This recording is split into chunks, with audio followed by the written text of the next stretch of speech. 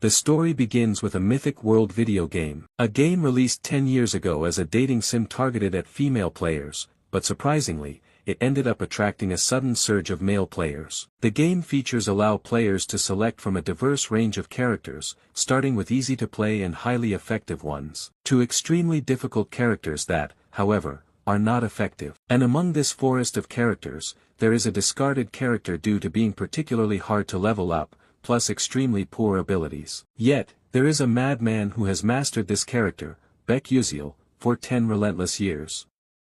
At this moment, he is twisting his knuckles to warm up. And this is the very person who chose to play that discarded character. On a beautiful day, with fresh and warm air, Baek was sipping a cup of warm tea, eyes fixed unwaveringly on the computer screen. He was reading posts on the game forum. There were many new posts, and it seemed something quite interesting was happening. Just as he clicked on a post, a series of player comments appeared. The game encountered a stupid dragon. Suddenly it appeared and wiped out all my game data. How is this possible? It said my character died and can't log in anymore. What the hell is happening? My character was suddenly deleted. Reading this, Baek was quite confused. What kind of final boss is this in a dating sim game? I thought the game would end if the two characters got together. Scrolling down below, he noticed a post that was getting a lot of attention. Everyone, this boss cannot be defeated. This black magic dragon with a razor-sharp horn has an innate magic resistance of 99%, no cooldown, always causing me trouble with its spell absorption skill, and something shooting magic as well. How can I kill it? This must be a game bug. Baek suddenly realized this was a post by a famous trickster. Curious, he put down his teacup and exclaimed, "The final boss is really interesting." At this moment, he propped his chin with his hand, looked at the forum post from other players, and analyzed, "That's strange, a magic-immune monster in a world full of magic. How absurd, definitely a game bug." People were complaining their characters suddenly disappeared without a trace. At the same time, a notification appeared on the screen, "The Black Magic Dragon Dark Knight 13th Moon has appeared." Baek curiously clicked to read the game's storyline again. In the mythical world, there is a cult society called the Black Magic People. Their goal is to help another world called the Persona Gate dominate the world. When they achieve this goal, the Black Magic Dragon will appear, and 90% of the continent will be occupied by the Persona Gate. Reading this, Baek was surprised with his mouth open, exclaiming, "I've only been doing PvP without paying attention to the game's story, but this time it's really chaotic." He felt a bit puzzled, thinking, haven't I been avoiding confrontation with it? Or maybe I should try a little. Thinking and acting, he began moving the mouse to the notification bar state. "Do you want to fight the Dark Magic Dragon? Please select yes or no." Without further thought, he chose yes. "I will showcase the skills I've honed over the past 10 years.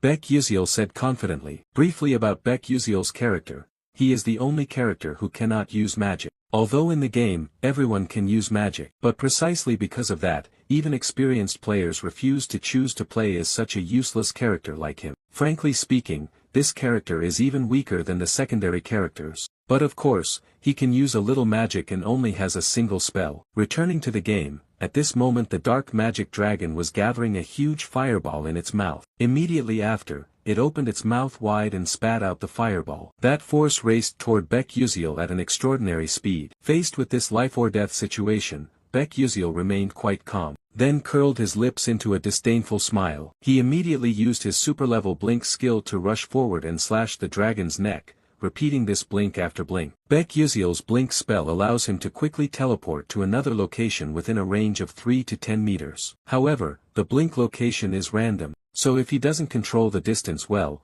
he will die instantly due to the extreme speed and collision force. Moreover, the cooldown time and mana cost are quite ridiculous, plus the 2-second immobilization penalty after using this skill. Therefore, anyone can learn it but no one bothers to use it. However, Baek was in a different league. He mastered Blink, and could also control the direction and distance of the teleportation. Even more miraculous, he knew how to resist the penalty of this skill, without consuming any mana at all, and Baek character didn't have mana stats to begin with. Unlike other spells, Blink was essentially just a movement skill. But Baek Yuseol had become obsessed with this character because everything was based on skill levels. For the past 10 years, he had only played a single character who didn't use magic in combat. At this point, Baek Yuseol surged forward, slashing a long path across the face of the dark demon dragon. Not only that, but he decisively sliced the monster in half. Truly no ordinary feat. Immediately after, he stood proud like a godly figure. A notification appeared: "You have defeated the final boss of the Dark Moon episode." In reality, Baek Yuseol was also surprised, exclaiming, "What? I already killed the Dark Demon Dragon final boss. I know I equipped rare relics from head to toe, but this is still a worthless character. It's truly miraculous, but in any case, it's wonderful. I have to brag on social media that I just killed the Dark Demon Dragon." Before he could even post the article, the computer displayed numerous identical red error notifications because it had reached the 90% error conclusion that the mythical world was destroyed. However, you have come very close to the true ending. Looking at these lines of notifications, Baek Yuseol gasped in amazement and exclaimed, "What is going on here?" Before he could regain his composure, another notification appeared: "Please proceed to the true ending." At this moment, he was utterly panicked, shouting, "What is this?" Then our protagonist mysteriously disappeared right in his own room. Upon opening his eyes, he was struck by the sight of a strange place. Baek Yuseol was now lying flat on the ground. He struggled to sit up, feeling quite dizzy. Puzzled, he raised his hand to cradle his head, lamenting, "What has happened?" His body suddenly trembled violently. Looking around, he exclaimed, "Where am I?" Suddenly, he was drawn to a certain light. Immediately after, he realized it was a mirror. He approached and leaned close to the mirror. What he could not believe at this moment was his current appearance, a very familiar face that had accompanied him for over 10 years, that was Baek Yuseol himself. But before he could understand what was happening, suddenly a notification appeared before him. Episode 1, Escape the Pursuit. Baek Yuseol suddenly realized this was none other than Baek Yuseol's opening mission. Impossible, am I dreaming? At that moment, he touched his pocket and found something, which left him stunned for a few seconds. The first thing pulled out in front of him was the Stella Trainee Enrollment Certificate. At this point, although he didn't want to admit it, Baek Yuseol could already guess where he was. It had to be the world of mythology. So from now on, I'll be Baek Yuseol. Thinking this, he covered his face in utter anguish, but he needed to think more logically. That voice told me to reach the true ending, but from my knowledge, this game doesn't have a real ending, it has countless possible endings. At that moment, his eyes suddenly filled with panic. Wait a minute, could it be that no one has unlocked the true ending in the past 10 years? Damn it, but I don't have time to think about that anymore. If I remember correctly, right after Baek Yuseol woke up, the black demons would chase and storm into the house. Thinking this, he quickly rushed to the window and secretly observed. In front of him was a group of people dressed in identical black clothes. Under the snowfall, they frantically searched for him, shouting loudly, "Damn it, where did that bastard run off to?" Seeing this, Baek Yuseol crouched behind the door. He glanced out furtively, thinking to himself, "This is bad, they've already arrived here." Meanwhile outside, at this moment, a man with white eyes spotted something. He pointed far up ahead and shouted, "Hey guys, there's a house over there, let's go in and search it." After he finished, the whole group responded in unison. Realizing the important problem right in front of him needed immediate handling, but he himself was worried, not knowing what to do now. He recalled that there seemed to be a time limit to avoid them, but alone, he could not fight back. While he was flustered and unsure of what to do, the system suddenly appeared. "You can use Blink." Baek Yuseol was confused. Could he really use Blink? Born with mana leakage syndrome, Baek Yuseol, who could not accumulate mana, could only place his hope on one thing. That was the magic he had spent his whole life practicing. Back to the present, outside the snow kept falling, blanketing the entire forest in white. Inside this old house, Baek Yuseol kept pondering the system's suggestion. But currently, his Blink skill was only at level 1, with a maximum range of 9 meters. At this moment, he was extremely puzzled. How could this damn system tell him to use Blink?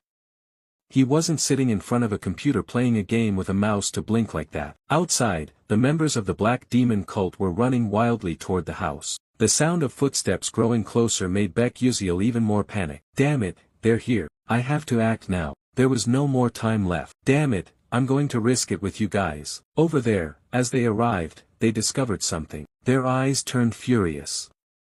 One shouted, "Boss, I found that bastard. Chase after him quickly, capture him alive for me." They frantically ran after from behind, mouths wide open, shouting loudly, "Stop, don't let him escape, catch him." Meanwhile, Baek Yuziel was running for his life up front.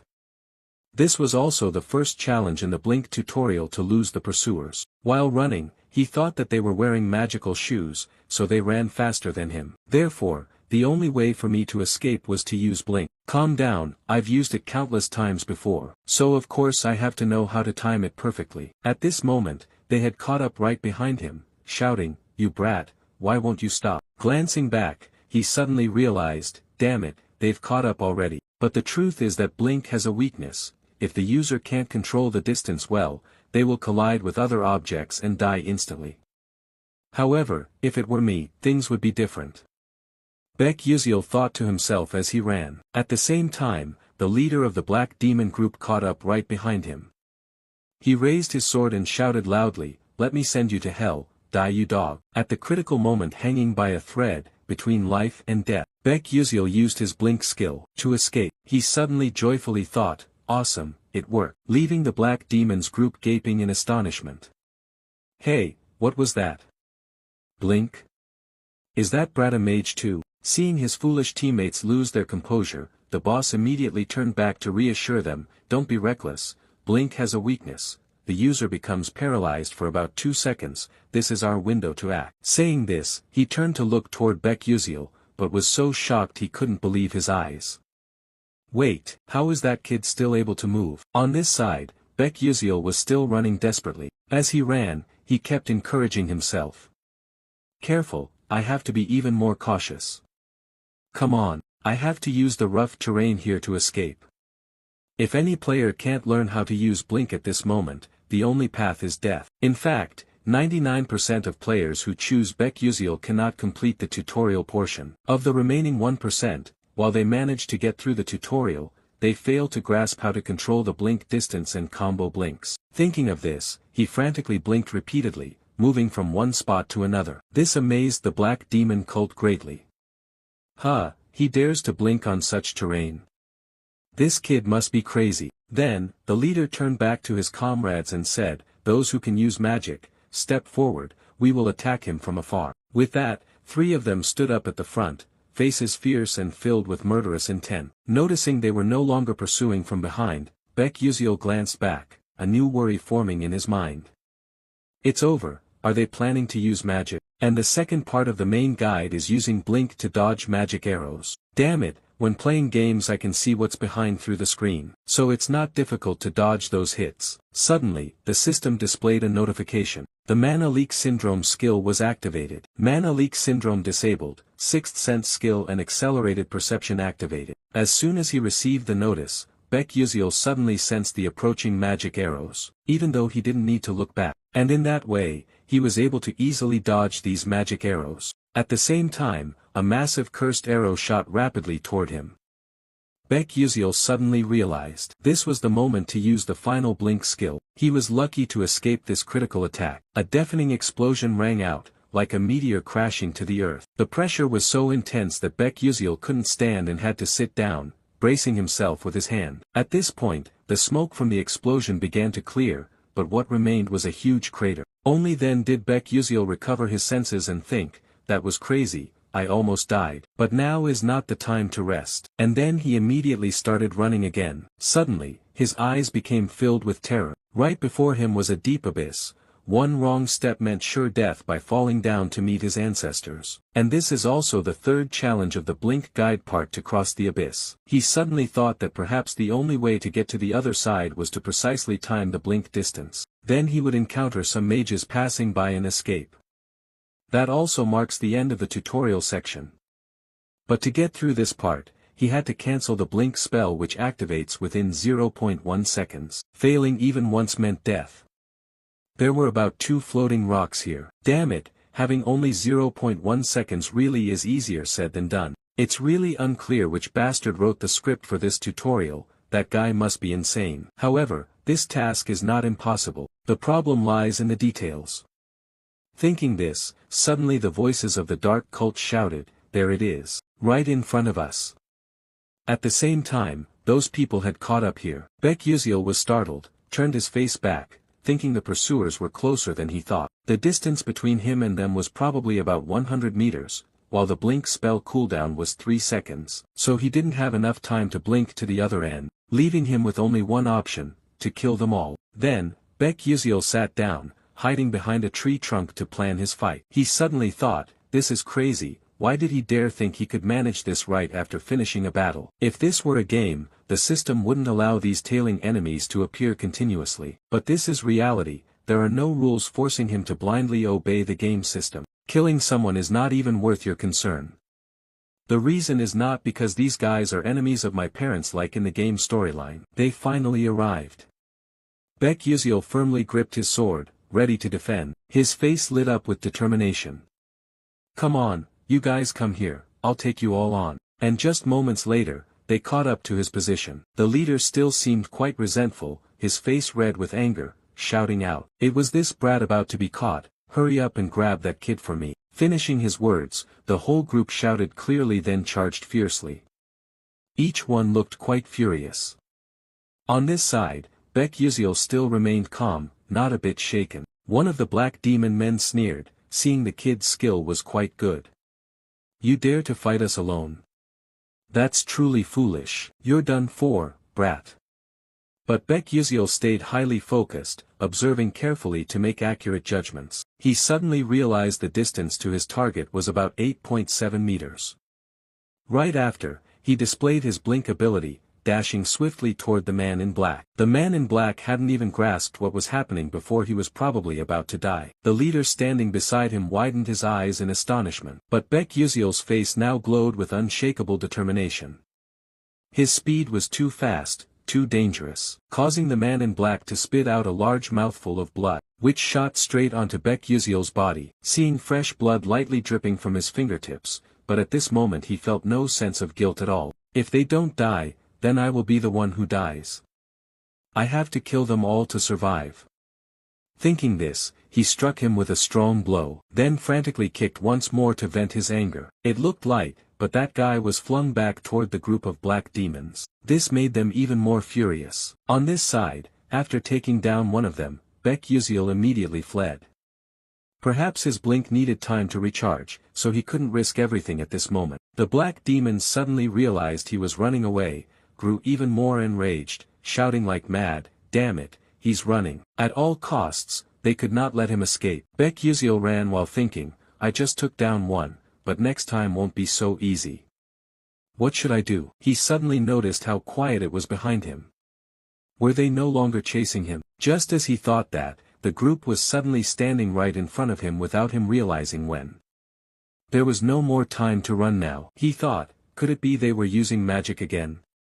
If only I could evade these bastards. On the other side, the leader of the black demons opened his mouth and ordered his underlings, do it. Right after the command, a strange magic appeared, heading straight toward Baek Yuziel's position. He saw a huge spark shooting at him.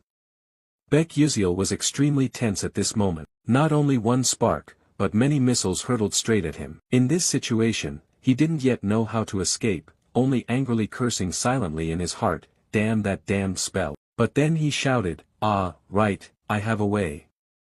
Right in front of him now appeared a branch growing out of a crack in the rock. In a desperate situation hanging by a thread, he used the blink skill and dashed quickly toward that branch. And then a huge explosion occurred immediately afterward, boom boom boom. The explosion created a large hole, with dust flying thick all around. On this side, one of the dark demons looked quite pleased, smirking, serves that brat right. But before he could celebrate for long, he suddenly realized that the hole in front of him had no corpse at all. He mumbled in surprise, where did he go? While he was still confused, Baek Yuziel had not only escaped their magic but also used blink, rushing swiftly toward the boss. Only when he suddenly realized it, was Baek Yuziel already right in front of his face. The two stared at each other like that. The blink secret technique requires the same momentum before and after use. Without hesitation, he blinked again, dashed forward, and struck him with a fierce blow. At this point, only the sound of desperate screams echoed far away. Witnessing this, the entire group of dark demons was utterly shocked. What is happening? Not stopping there, Baek Yuziel pressed the sword deeper through this guy's body, causing him to cough up blood and die instantly. Even now, they still didn't understand where this brat got such powerful magic, or why he had become so brutal. After dealing with the two, Baek Yuziel was exhausted, his whole body smeared with blood. He thought to himself, now that I have taken down these two, but I have to hurry before they recover. The scar-faced guy spoke up, this freak, his reaction speed is incredibly strange for a mage. Who the hell are you? After hearing that, Baek Yuziel thought to himself, my reaction speed must be superior to all the other players. But that's only in the game. Here, I can't keep dodging their attacks forever, especially at this close range. I have to take them all out quickly. Thinking this, he recklessly charged in to attack. The scar-faced guy who had been observing until then exclaimed, I recognized your movement style. This kid only uses blink and a dagger. I just need to defend my face and neck. He can't touch me there. He held his defensive sword tightly with a provocative attitude.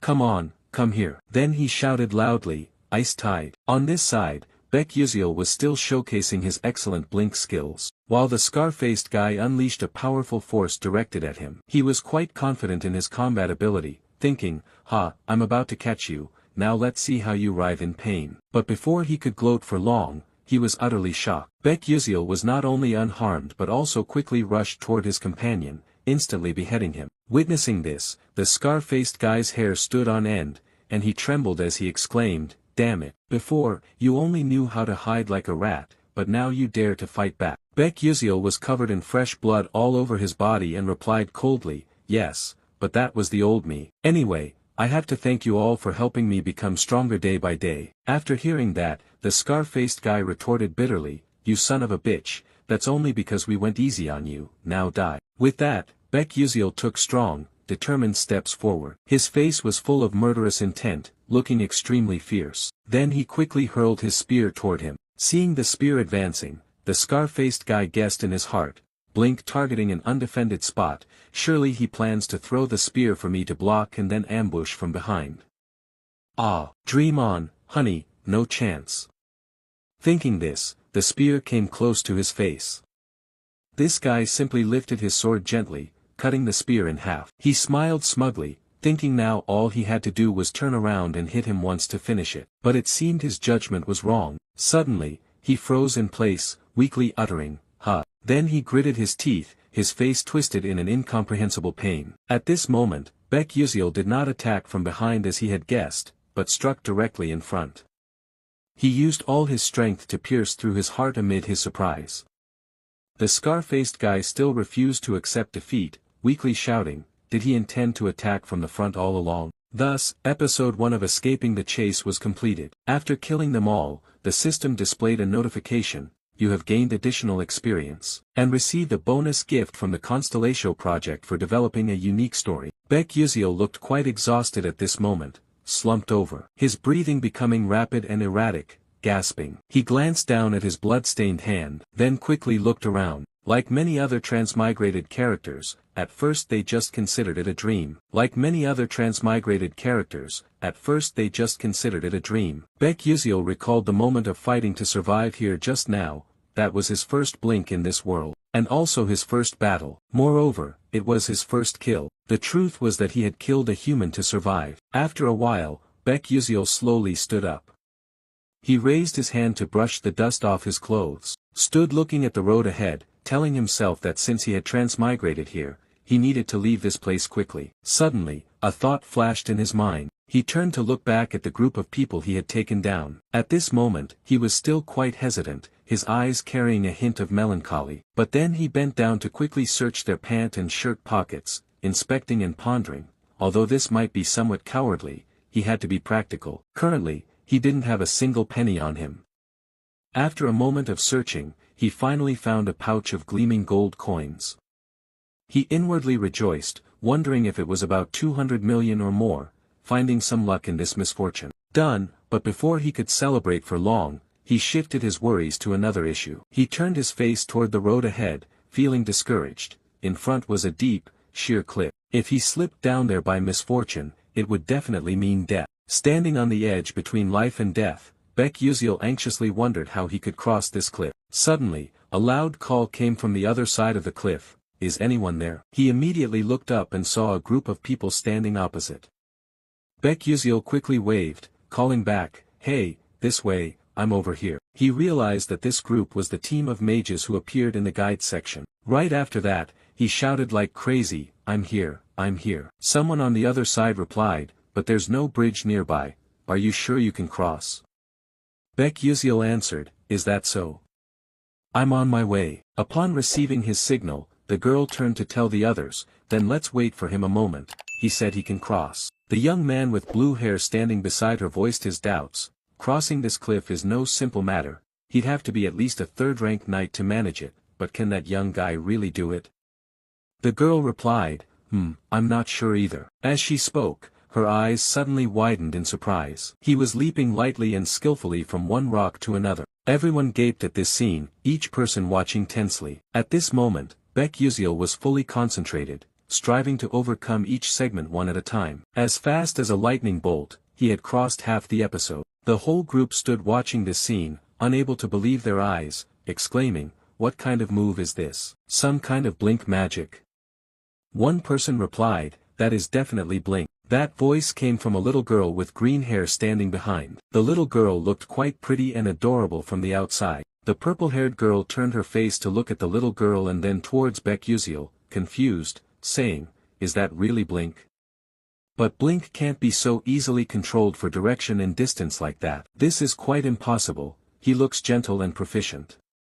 Outsiders would see it that way, but Baek was struggling. Suddenly the purple-haired girl saw something, panicked with wide eyes, stammering, "Who are those two people? Are they accompanying this young man?" At this moment, on the other side, two men dressed in black were approaching the cliff. Here, everyone was still confused. When one of the men over there began to use a magic staff to create an orange power radiating around, then he aimed his hand straight forward, forming a sinister formation, and hurled it straight at Baek Suddenly a shout rang out, "Hey, be careful behind you." At that moment, Baek also sensed a terrifying power rushing straight toward him, silently cursing, "Damn it." Just as it rushed close, he used blink magic, moving elsewhere, luckily escaping with his life, only to hear a loud explosion behind him. Bang bang, bang bang, he turned his face around to see who was ambushing him. The dust from the explosion cleared, and the shapes of two men in black lurked into view. He suddenly thought, so it was the mercenaries from before, they had revived, really dangerous indeed. The blink countdown had 3 seconds left, avoiding all those spells was impossible. "I have to find another floating rock to stand on." Thinking this, his eyes suddenly grew panicked. What was that? It turned out the dark mages would not let him escape easily. They immediately activated another spell and fired it straight at him. Fortunately, Baek managed to lean to one side to dodge that force. But perhaps the real difficulty was only just beginning. Suddenly, the rock under his feet cracked into 2 pieces. He tried to hold his ground, but it seemed impossible. Immediately after, he fell backward. But he did not feel discouraged. He was still struggling between life and death. He told himself he had to live, must live, but life seemed like a dream, all the floating rocks were too far from where he fell. Even with just a glimmer of hope, he only wished to land on one of them. Then his eyes brightened as he saw a nearby rock. Perhaps luck and heaven still did not want to take his life. He used blink magic to dart towards that rock, and luckily, he managed to grab hold of it. At that moment, he clung tightly to the rock, glanced back, and exclaimed, "Have I really survived?" Before he could recover, a terrifying orange power came rushing at him from behind. Baek suddenly thought that he might die here, but when it had rushed right at his feet, when he was in despair, convinced that he was going to die, suddenly a blue power surged forward. Immediately after, 2 forces collided, creating a huge explosion. Boom boom boom. Its overwhelming pressure radiated intensely. He struggled to hold on tightly, and then after the rain, the sky cleared. Only the dust from the explosion remained around. He was still alive, thinking, how could the protagonist die so quickly? He was stunned and wondered, what was that magic just now? Ice wounds wrapped in lightning. Who could combine 2 skills into one attack like that? And even more impressive was the calculation of the bullet's trajectory accuracy, without wasting any mana. Who could perform such a perfect strike? Far away, the crowd was staring intently at the green-haired girl standing in the middle. Her face showed no change in expression, extremely cold. Everyone who saw this scene was shocked pale. One confused person spoke up, saying it's impossible. Could she really do something so extraordinary? Meanwhile, the two mercenaries at the other end, realizing they were still far behind, wisely turned their backs and retreated. Baek Yuziel watched their backs disappear into the distance, breathing a sigh of relief. Thank heavens, I'm still alive. After a while, he was able to reach this side, and everyone warmly welcomed him. Only the green-haired girl didn't bother to care and turned her back to walk away. Seeing that, Baek Yuziel ran over, thanking profusely, "Hey you, thank you so much for stepping in to save me just now." The girl glanced back coldly and replied, "I didn't do that to receive any thanks, so you don't need to pay attention or thank me." With that, she turned and walked away. Baek Yuziel felt a bit let down and responded, okay then." He watched her retreating figure, thinking to himself that this girl was really interesting. He had never heard such an adorable voice before. Although it seemed she was quite hard to approach. After all, they were thieves. They had ravaged and plundered the villagers. They deserved what they got. The truth is, most of such activities were carried out by the dark magic cult. But fortunately, that ends here. I just went through the most critical moment of my life, and after climbing over this cliff, I have set foot in the territory of mages. Here, the dark magic cult people won't be able to follow me anymore. Thinking this, he sighed, and those dogs still don't even know who I am. Suddenly, the system displayed a message. Episode 2, Admission into Stella Academy. Looking at the system board, he exclaimed in surprise, "This is episode 2. Well, that actually sounds not too bad. But damn it, how am I going to go to school at this age?" Then the whole group got on the vehicle to move to Stella Academy. By this time, it was already night. The place they were passing through seemed quite deserted and quiet, with only the clattering sound of horse-drawn carriage wheels heard. Inside the carriage, Baek Yuziel appeared tired, sleeping deeply. Suddenly he made strange sounds. He was in a trance, drifting into a dream. Images from the past suddenly appeared, a rather cute little boy grabbing his mother's shirt excitedly calling, "Mom, Mom." The mother smiled kindly and replied, "My dear son, when you grow up you will become a mage. I believe you can do it, my good Yuziel." But according to the diary his mother kept, it seemed his parents struggled greatly to raise him. At that time, he promised himself to study hard to make his parents happy. Whenever he studied late into the night and fell asleep on the desk, his mother would gently cover him with a blanket. But then one day, after hearing the doctor speak, his mother was extremely worried. "Doctor, you just said that my son has the mana leak syndrome." He himself was devastated, unwilling to accept it. "No, it can't be." The boy spoke as tears streamed down his face. But was this Baek Yuziel's memory, or was it his own memory? Thinking of this, Baek Yuziel suddenly jerked awake. He felt quite dizzy, raised his hand to hold his head. He looked outside through the window frame. Now it was morning, the sun was peaking up high. Someone accompanying him in the carriage saw that he was awake and hastily said, "Ah, you're awake. It seems you just had a nightmare. You kept saying things I couldn't understand. I was about to wake you up then." At the same time, someone outside spoke up, "We will depart for Lazoica, the satellite city of Arcanium, very soon." The vehicle gradually stopped, and another voice spoke. "Let's take a short break here." The whole group quickly got off the vehicle to relax. Baek Yuziel, feeling quite sore, stretched high. Then suddenly he was a bit surprised, his eyes wide open as he looked. Coincidentally, the blue-haired girl was staring in his direction. At that moment, he intended to raise his hand to greet casually, but before he could utter a word, she turned her face and walked away. This made him feel a little embarrassed. He forced a smile. This person is really cold, but everything was going quite well.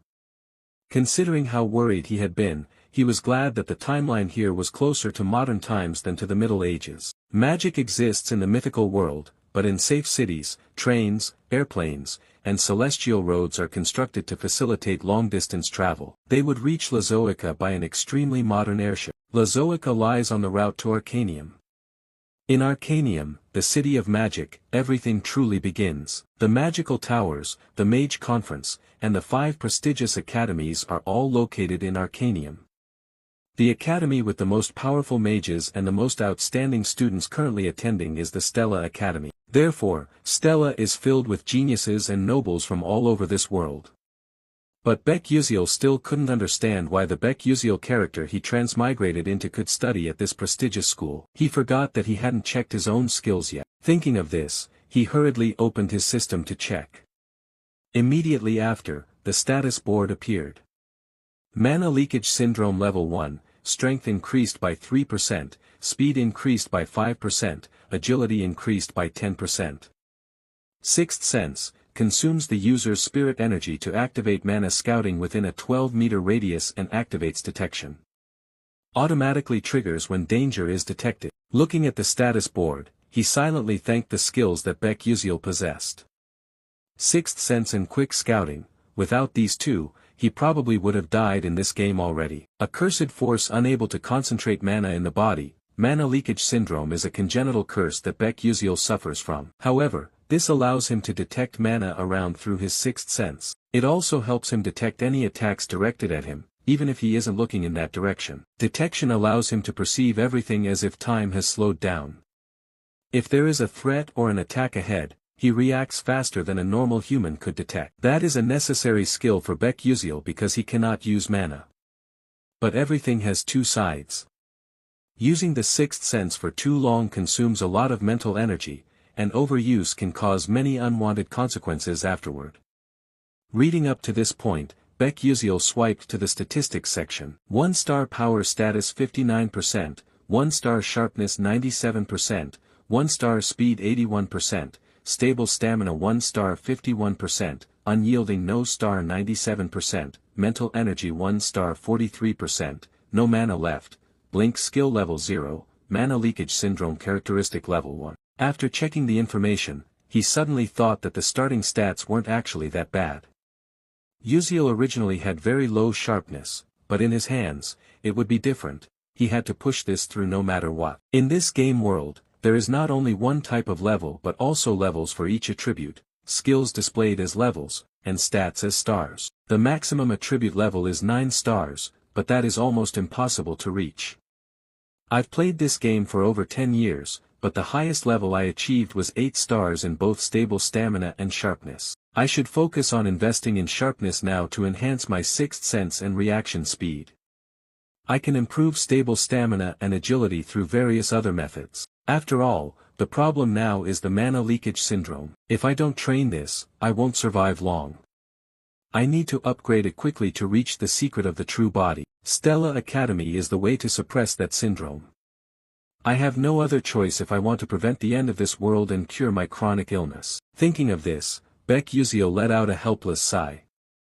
Phew, honestly, I don't want to go there myself. Someone please save me from this situation. Suddenly, the system chimed, "You have missed some notifications." He exclaimed in surprise, "Oh, I've never looked at this before." But before he could check it, an urging voice rang out, "Hey, you young people, let's go quickly." Baek Yuziel had to set those notifications aside to check later. The girl with blue hair was still watching him closely at this moment, but she remained cold and silent. In front of them was a flying ship hovering in the air, enormous and modern. On the ship, everyone seemed quite excited and expectant. Suddenly, an announcement came through the speaker, "Attention please, we are approaching Arcanium. Passengers are requested to remain seated." At that moment, someone noticed something and was quite astonished. Immediately afterward, he sneered mockingly, "Hey, you guys, look at that guy glancing around like a child. Has he never been on a flying ship before? Ha ha." Judging by their looks, the person they were talking about was Baek Yuziel. At that moment, he was looking around. Everything here was unfamiliar to him. They kept chatting, "That guy must be a country bumpkin who just arrived, looks like some naive guy in the city, huh? Ugh, I don't understand why Stella lets these trashy types into the academy." Up to this point, Baek Yuziel also heard those whispers about himself. He glanced over at them. They hadn't stopped yet, they continued to despise him, saying this news would spread everywhere. A few guys like him were enough to taint everything. He kept looking at them, but then he didn't bother with their mockery. He just sighed and turned away. His reaction caught that guy by surprise. Baek Yuziel thought to himself, "They're just immature kids, I'm an adult, I won't stoop to their level." His indifferent attitude deeply embarrassed that spoiled rich kid, who shouted, "Hey, kid, how dare you look at us like that? Are you asking for trouble? He frowned and clenched his teeth as he continued. You little bastard, you better stand right there for me. Then, a gentle voice sounded, hey, what the hell are you guys making so much noise about? He jumped in surprise and turned to look toward the voice's direction. His eyes widened in astonishment. In the distance, the silhouette of a girl with long hair appeared. Then he trembled and exclaimed, Princess Bayan. Baek Yuziel also turned to look, pondering, was he really saying Bayan? From his gaze, in front of everyone stood a princess with an incredibly beautiful appearance, a cold, proud aura. This was the princess of the Adalabit kingdom, Hong Bayan. She said nothing more, she just coldly walked past the group. Seeing the princess walk past where he stood, the spoiled rich kid smiled warmly, placed his hand on his chest, and greeted politely, Your Highness. Before he could say anything more, the princess cast a cold, icy glance at him, then ignored him and walked away. This left him feeling quite embarrassed, mouth agape without a word. She proceeded coldly further inside, leaving the whole group staring at each other in stunned disappointment. On this side, she had brushed past Baek Yuziel. He suddenly realized she was the enemy of this world, according to the original storyline. Bayan is a main character in the game. She and the female lead are always at odds, but in the end, it's Bayan who dies. No matter which path is chosen, she still meets a tragic death in most endings, or must commit suicide due to being bullied by the entire academy. She endures the most shameful experiences in front of everyone, as if the developer resents her and wants her to suffer everything. At that moment, he grew quiet, recalling he had heard that she was very famous among players. Indeed, she was very beautiful but too cold, as if she would kill him if he dared to start a conversation. Suddenly, his stomach rumbled, he reached up to rub it. The immediate problem was to fill that empty stomach first. As soon as he stepped onto the second floor, at some stall, he saw quite a variety of sparkling pastries. He randomly picked one, but as soon as he held it, his face paled, thinking, oh, why is this so expensive? Nevertheless, he shrugged and ate to fill his stomach first. After eating, Baek Yuziel stepped out, stunned like someone who'd lost his ration book. He thought bitterly, damn it, is it always like this whenever I eat at Arcanium? It's broken, it's broken. At this moment, the announcement speaker sounded again, informing everyone, we will arrive at Arcanium in 10 minutes. Please all proceed to the ground floor. Repeating, we will arrive at Arcanium in 10 minutes. Please all proceed to the ground floor, thank you sincerely for your attention. After hearing this, Baek Yuziel smiled and thought, finally it's starting, after all, this is now his reality. Thinking this, he excitedly exclaimed, let's get started. After a while, the group arrived at Stella Academy. Looking at the unfamiliar crowd here, Baek Yuziel felt quite out of place. He took a deep breath, thankfully, he had solved the immediate problem. The people from the Dark Demon sect could no longer track him, but could he survive in this place? Surviving in this world is not at all easy. He wished for something useful in this situation. Thinking of that, he suddenly realized he hadn't read the system notifications from before. He opened the system to check. The notification read as follows, the Stellar Project grants you a special reward. Choices: 1. A weapon you used in the game at a lower level, 2. A skill you acquired in the game with less power, 3. Experience. Looking at the status line, he pondered thoughtfully, oh, it seems this system has a bit of ethics after all, but let's see, what should I choose? Should I choose the 2 flashlight reflective? As if reading Baek Yuziel's thoughts, the system immediately replied that according to the search results, the ranking of such equipment is too high, so it will be downgraded. You continue to ask, what about the Super Blink? The system responds that according to the search results, this skill is an upgraded version of Blink, so it cannot be obtained, however, you can use rewards to enhance the Blink skill. After reading this, you stand stunned, silently cursing, that damn system, do you really have to downgrade it? Seeing you complain, the system immediately explains that due to a lack of narrative energy, we cannot fully materialize it. Huh, what's that? You look puzzled. The system continues, the force that affects the course of the story is called narrative energy. If you continue to explore hidden episodes, it will accumulate. Therefore, in the short term, you cannot possess items that are too powerful, because you are just a novice. You anxiously wait for the next response but see no further display from the system. You ask again, what about the crest goggles? The system replies that based on the results, we conclude that it can be provided. Then let's take it. Having said that, the system immediately throws you the crest goggles. He held the glasses in his hand, looked them over with discouragement, thinking he never imagined a day would come when he'd actually have to wear this damn thing. Note, that the crest glasses are items that contain all the information players have gathered while playing the game in the mythical world. Players can't recall or read information about the monsters they've hunted or knowledge they've acquired themselves, so they developed countless information storage items in their own ways. Baek was no exception. He used the crest glasses to store information. Excited, he put on the glasses to check. A source of blue light radiated from them. Then a message appeared. Crest glasses with no description level, unable to recall last night's dinner, no matter, because these glasses keep detailed records of everything you have seen and learned. Special feature, sealed crest directory, activated using mental energy. He opened another directory to look. The system displayed a message again. Ingredients for alchemy, hunting grounds, dungeons, characters. Up to this point, he felt quite satisfied.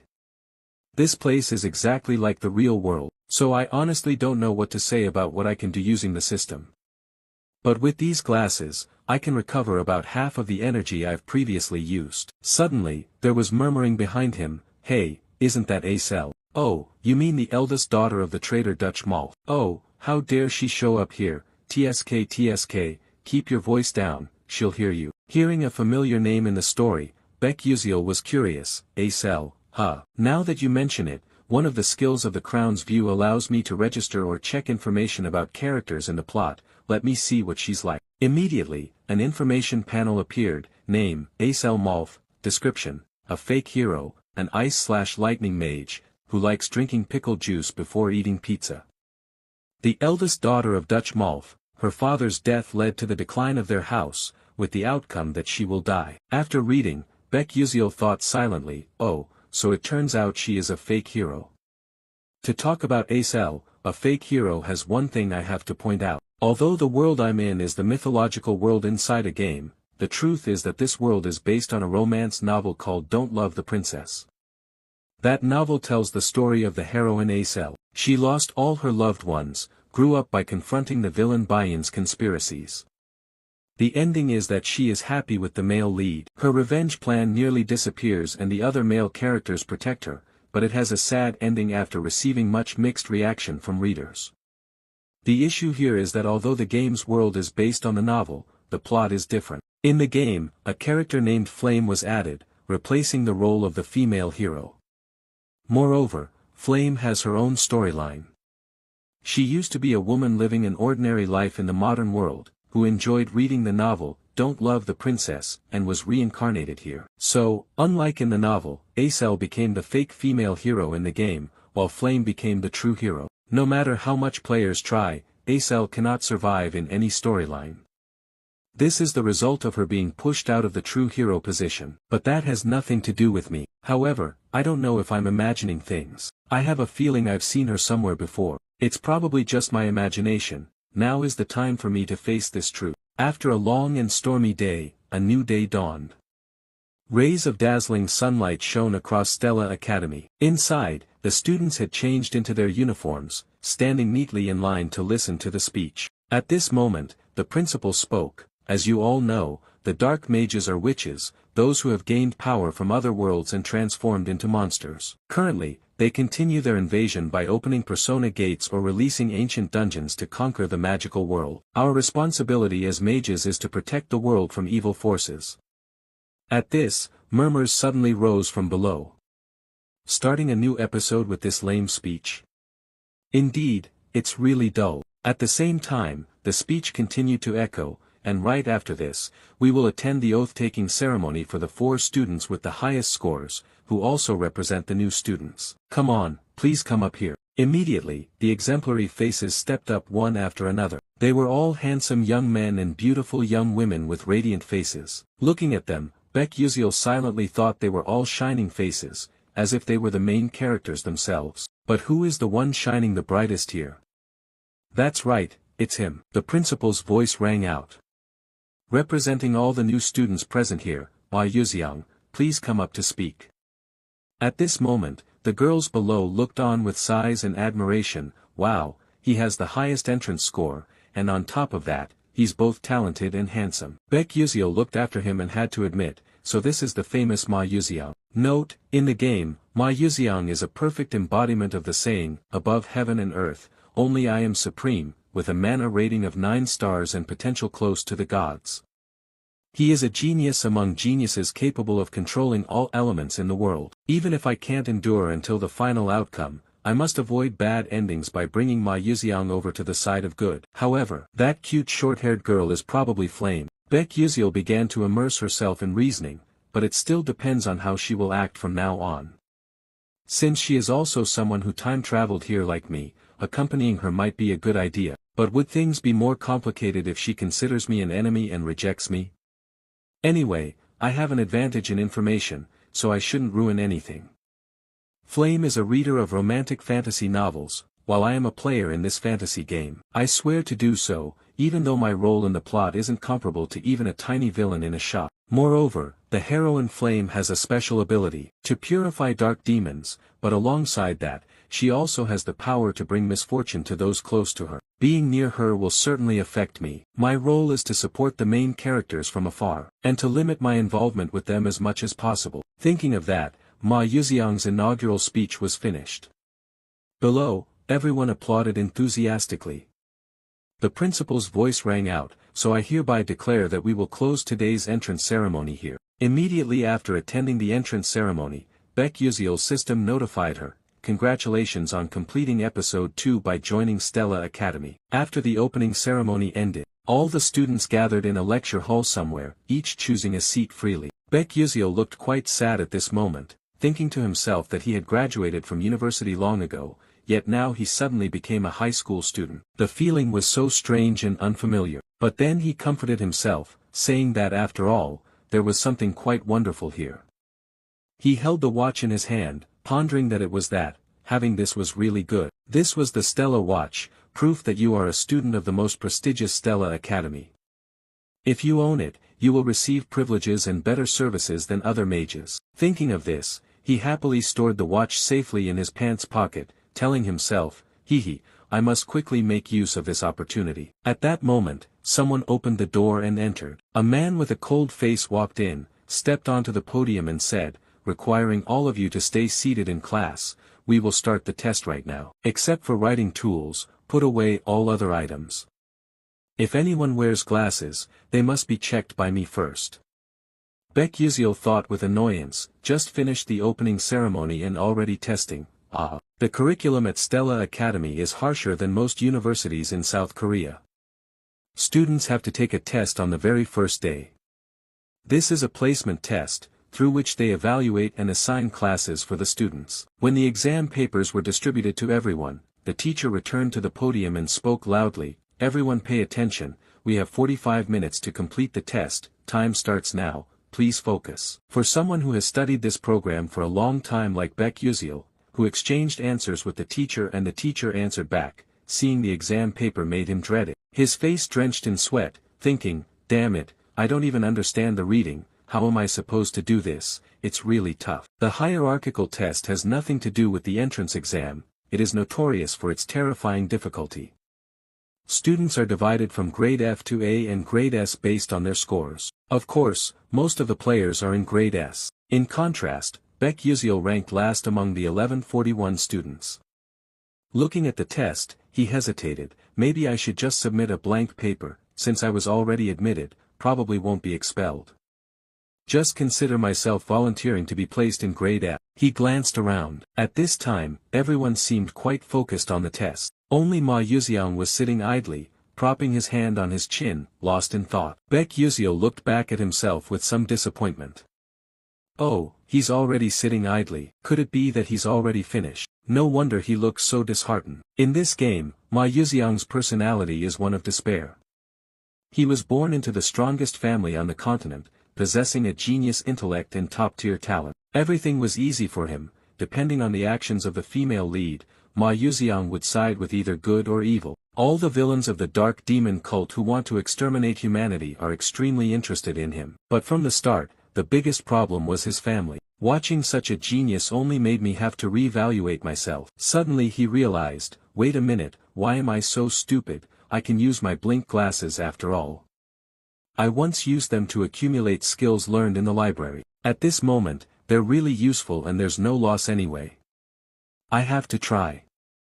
Thinking this, he reached into his bra, took out the glasses. Just about to put them on when the proctor suspected his behavior, came closer, and spoke. Wait, what's with your glasses? I already said if you intend to use glasses, you have to let me check them first.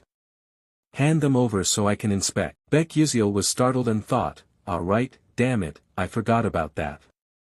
He quickly handed the glasses to the proctor. The proctor held the glasses in his hand, carefully examining this side. Baek Yuseol grimaced, sweating profusely, thinking, this is doomed, what should I do? If they discover these are magic glasses, I'll get expelled. He looked up, praying to heaven, hoping to survive this ordeal. Suddenly, the dam system appeared with a notification, a missing part of the blink glasses has been detected. Do you want to summon it? Baek Yuseol was so scared he nearly peed blood. No, stay there, system. The proctor was still using magic to check the glasses. After a moment without finding anything, the teacher handed it back to him and said, I don't see any mana here, but remember to ask first next time. Baek Yuseol was startled, then happily replied, ah, yes, sir. At the same time, he silently rejoiced, thank goodness, if the original function was working, I'd be in big trouble. He immediately put on the glasses, looking a bit more intellectual. Right after that, the answers to each question appeared before his eyes. Based on that, he copied them down, smugly thinking, I've hit the jackpot, who knows, maybe I'll even get first place. With these answers, I'll definitely pass the F level, maybe even reach level A. While he was focused on copying, suddenly the teacher's voice rang out, the test time is over, all students must stop writing and hand in their papers. As soon as he finished speaking, the proctor used magic to collect the students' papers.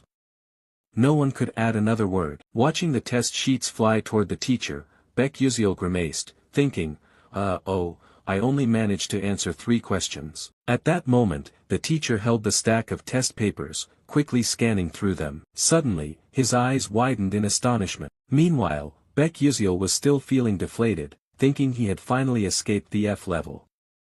In truth, it was probably a bit too much for him. He reached up and took the glasses off. Suddenly, the teacher noticed something, hurriedly turned to look at him and shouted, hey, you student, give me your glasses right now. Baek Yuseol felt his hair stand on end and stammered, why yes. The teacher took the glasses and thought deeply, strange, it can't be. Then he turned to the boy and said, hey you there, call Dr. Gravan for me right away. The boy replied, yes, sir. Baek Yuseol felt confused inside, what suddenly got into the teacher? I even wrote carefully to avoid any suspicion of cheating but now it's ruined, or maybe I've already been found out. A little later, in the doctor's room, the teacher's anxious voice rose, Doctor, what do you think? The person holding the magnifying glass for inspection was none other than the necromancy professor, Dr. Gravan. He responded, it really is suspicious that the boy answered this question correctly. The teacher hurriedly asked, then is he cheating? The doctor replied, cheating? He's not cheating at all. I don't sense any necroenergy from the magnifying glass or any other item. He is definitely doing it with his own ability. At this moment, Baek Yuseol pretended to limp and put on a wronged expression. The doctor laughed with interest, patted his shoulder and said, this is really interesting, I never expected to encounter this case at the end of my life. Anyway, Professor Lee Hanwol, remember to apologize and guide him a bit more. The teacher answered a bit shyly, yes, sir. The teacher answered a bit shyly, yes, sir. Then he turned to the boy and said, I misunderstood you, please forgive me. Hearing that, Baek Yuseol smiled with his eyes closed, thinking to himself, actually, I did cheat, teacher, but if the original feature activates, I'm done for. Then he replied, yes, it's nothing, teacher. A while later, in Professor Lee Hanwol's office, the teachers were focusing on grading the tests when they came across a certain student's paper. The teacher suddenly held the completed paper in his hand, looking at it for a long time as if he couldn't believe his eyes. Suddenly a voice called out, oh, Professor Lowen, is this the test from the first-year students? Lee Hanwol responded, yes, sir. The woman cheerfully added, I heard that there are many outstanding students this year. This woman is a senior council member of the Stella Academy, Professor Edel Taimen. Lee Hanwal answered, that's right. This year we have quite a few exceptional students. From the most prestigious family in the fire magic world, Princess Bayan of the Fire Nation Adalabit. Then also the heir to the Scalvan Empire, Jeremy Scalvan, who surpassed all his older brothers in the war for the throne at just 12 years old thanks to his magical talent. And coming from the world's grandest magic tower, the Full Moon Tower, the heir of Tower Master He Wunriang also enrolled this year. Hearing this, Professor Edel Taimen was impressed. Oh, I heard that creating exam questions for elite students from famous families is very challenging. This year is sure to be interesting. Professor Lee Hanwal replied, as long as the elder is satisfied, I am happy. As Professor Edel Taimen said, this year's test has a new format. The first 3 questions are very difficult to solve with just ordinary academic ability. They are clever riddles with hidden meanings, testing agility. If unable to solve them, do students quickly move on to the next question? Secondly, how students deal with a problem never before seen in any book. The era of rote learning magic theory has passed, now is the era of practical combat, requiring quick assessment and creative thinking. But that question required no answer. Over 1,000 out of 1,141 students left their papers blank. The remaining 100 students tried to find answers but did not produce a correct one. Among the new students, only 3 answered correctly. Ma Yuxiang, a genius of the century who appeared like a comet but no one knew which clan he came from, Flame, a student introduced to the school by the principal. Though a commoner, her talent was recognized, only slightly behind Ma Yuxiang. And finally, Baek Yuziel, a character with no notable reputation. It's no surprise Ma Yuxiang and Flame were considered geniuses, but Baek Yuziel had a very low entry score. Yet unexpectedly, she solved all 3 difficult questions, especially since she left the rest blank without even attempting them. The professor standing beside saw Lee Hanwal silent and curiously asked, what's wrong? You seem interested in the kid's scores. Lee Hanwal answered confusedly, it's just that I can't explain the scores of some students. She continued, oh, that makes sense. After all, those formulas don't really solve anything. The kids don't know them, but you can still solve the problems. But do you think this child is a genius? Lee Hanwal asked.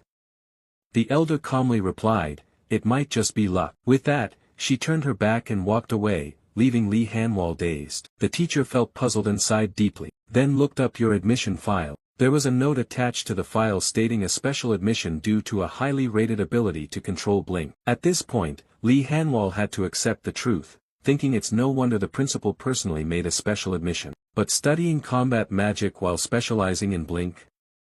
That's really interesting, but we will soon find out whether this is a coincidence or if this child is truly special. After the exam results were out, the school divided students into separate classes based on them.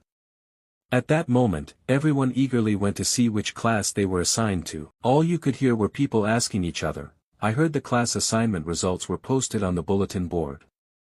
I'm so nervous, my mother told me if I don't get into class A, I shouldn't show my face at home. Baek Yuziel trudged behind, feeling discouraged, thinking it's unbelievable that there would be a day he had to check his own class assignment. Before, he could just click once and have the results instantly. Thinking this, he approached the bulletin board. At that moment, a boy in a blue shirt kept staring at him as if he were an alien. Then whispers started right behind him, is that Baek Yuziel? I heard he got 0 points in the practical magic portion of the entrance exam. Really? I can't believe it. How could trash like him get into Stella? I don't even know what Stella's standards are anymore. Baek Yuziel ignored all the gossip around him. What mattered most to him at this moment was which class his name was on. Everything else was of no concern. He walked up to the bulletin board and glanced through it once. Confused, wait, where is my name? He was utterly shocked, thinking, could it be that I failed just because I only answered 3 questions? No way, I'm definitely doomed. While still disappointed, the group of friends continued chatting. How come he's so sure there must be some mistake? It's really strange. Uslek of the Marquis household ranked 29 yet got placed in Class A, even the perfect theoretical score holder ranked 17 was assigned to Class A, so why was he? Hearing people mention his name with hushed tones, Baek Yuseol was curious and puzzled. What's going on? Should I go check it out? After all, I already failed. Thinking this, he decided to approach the crowd to listen in. Suddenly his eyes widened in shock when he saw his own name. Why was his name there? Impossible, could there be some kind of mistake? What is this? The most special ranking any student could dream of, Rank S, gathering the finest students of the prestigious Stella Academy. Unlike classes with students of various levels, Class S only had 41 students and consisted of a single level. At that moment, he rubbed his head thoughtfully. I got placed in Rank S, if only this were some kind of error, this is crazy. Now I'll be running into the main characters of this game more often. Getting involved with the main characters only shortens my lifespan further, I can't even change this. Well, I guess I have no choice but to try living quietly. Everything will find a way to be resolved eventually. Outside, the academy remained quite normal and quiet, but in some hidden corner of the academy, a woman angrily slapped Princess Bayan hard across the face. She frowned and shouted, "You got all 3 questions wrong." Even Princess Iso of the declining duchy managed to answer 2 correctly. This woman is Fire Element Professor Hong Yil, who is also Princess Bayan's mother. She continued, "You couldn't answer questions that even bugs can get right. That means you are even lower than a bug.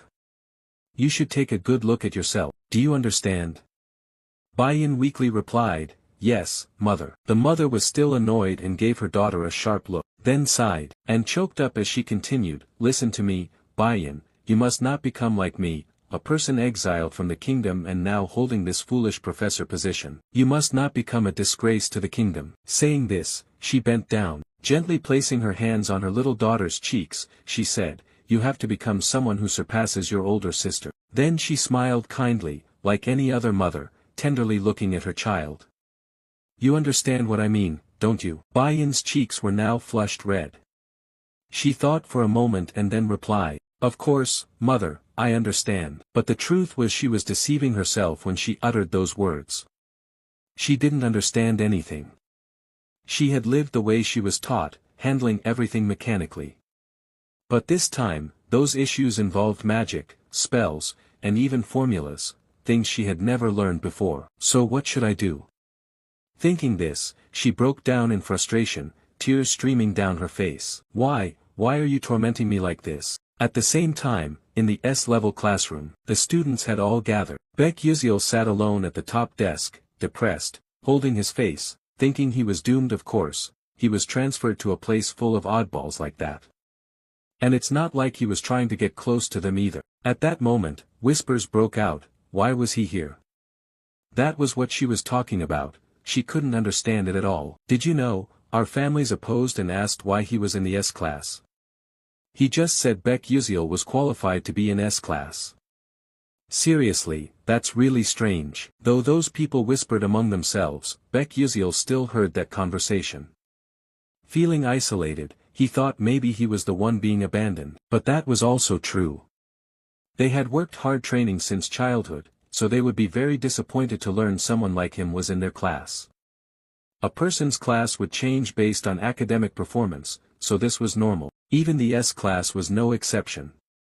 A person could be demoted to a lower class, or there are also students who advance from Class A to Class S later on. Well then, at that time, I will find them to have a talk. Baek Yuseol glanced around at the quite familiar people in the game, yet by some miracle, he had become classmates with them. Thinking about all of this is truly amazing. The characters in the game are standing right in front of me. In a few years, most students in this class will become famous throughout the continent, and 5 of them will have the potential to betray the Magic Council. Ma Yuxiang is also one of them. It would be so good if Flame could prevent that from happening from the start. Suddenly, Professor Lee Hanwal entered and spoke, "Hello everyone, please quickly settle into your seats." Hearing that somewhat familiar voice, Baek Yuseol turned his face toward the podium. At this moment, the powerful professor was speaking, "I am very honored to meet you all. Some of you may have seen me before, but I will introduce myself as usual. I am the professor of Class S, Lee Hanwal." Hearing this, the students below started whispering and discussing. One said, "Oh, so that's the famous Professor Lee Hanwal. Someone next to him responded, the number of dark magic beasts he's hunted has almost reached 4 digits. It's brutal, they even call him a level 7 magic warrior, he truly is on a different level. Seeing the students stunned and chattering, Professor Lee Hanwal spoke up to remind them, now, please be orderly. This year, it seems there are many talented students here, and there is even a special exemption student. As you all know, this academy is where we nurture battle mages, also known as magic warriors. You will experience a strict educational environment for 3 years. I expect all of you to keep up with the curriculum. I want each of you to show me the best abilities you can develop during your time at this school. So now, does anyone have any questions? Facing the teacher's question, the whole class remained silent. The teacher smiled and continued, good, then let's begin the lesson. At that moment, outside the door, the silhouette of Princess Bayan was entering. Seeing her with a bruised cheek, everyone was quite surprised. And Baek Yuziel was no exception. He thought in surprise, Bayan is the one who always follows rules more than anyone else, how could she be late? What happened to her? She approached the teacher, apologized, and said something, her face showing signs of exhaustion and disappointment. Curious, Baek Yuziel took out his crowbar glasses to check. As soon as he put them on, an information board appeared, Bayan, fire element antagonist mage, likes red ginseng candy, occasionally blames herself, only drinks coffee with milk Akalia style.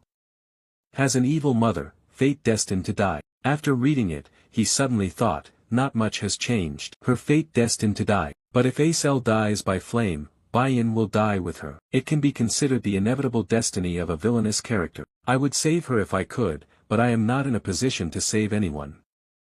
Thinking this, he felt a bit melancholic and took off his glasses. After hearing her explain the reason for being late, the teacher spoke up, you should find a seat. Over here, Baek Yuziel was still sighing sadly, thinking he felt quite bad, but he could only keep his distance. Then he absent-mindedly followed the flow of his thoughts. Suddenly, Bayan approached his seat. Her eyes were filled with resentment and sadness as she looked at him, while he still couldn't understand what was happening. Immediately after, Bayan sat down in the seat next to him. Baek Yuziel was bewildered, thinking, what's going on, how do I feel right now?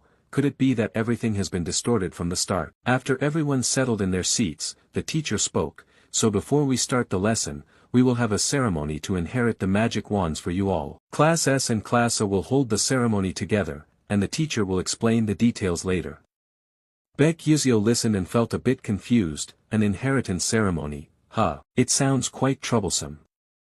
But then he smiled, showing anticipation for the day the event would take place. At Stella Academy, there are 2 major events. One is the Soulmate Pact and the other is the Inheritance Ceremony. At a prestigious academy like Stella, the Inheritance Ceremony holds an extremely special position. After a while, the students from Class S and Class A gathered in a rather mysterious place. Professor Lee Hanwal spoke up, is everyone here yet? There are many magic wands prepared here, from the lowest rank to the medium level. What you need to do is go to the magic wand you like and take it. The process of exchanging the wand after choosing is very complicated, so the teacher hopes you will choose carefully. After hearing that, Baek Yuziel suddenly thought that although the teacher said so, we are not the ones selecting the magic wand, but something else. In this world, magic wands only react to the person they recognize, creating a resonance effect. That also means you cannot just use a high-level wand simply because you want to.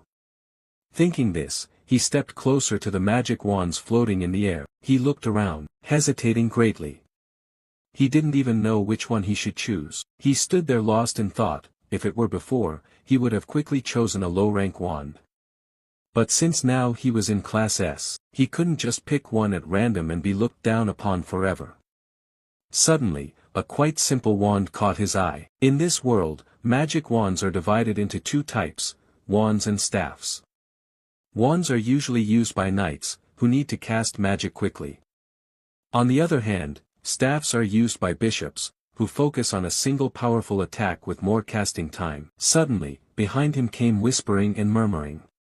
Hey, which one do you think he'll choose? Because he's studying in Class S, so surely he won't have any problems with resonance. Baek Yuziel realized that they were targeting him, but he ignored everything, thinking those kids can say whatever they want. He didn't bother to care and tire himself out. Suddenly, someone called him from behind. Baek Yuziel was confused, not knowing who was calling him, so he turned around to look. A stranger's face appeared, so he asked, "What's the matter, and who are you?" This guy had a bit of arrogance on his face and boldly replied, "I'm Uslek." Baek Yuziel still couldn't remember who he was after hearing that, thinking he must be some minor character. This was the first time he'd heard that name.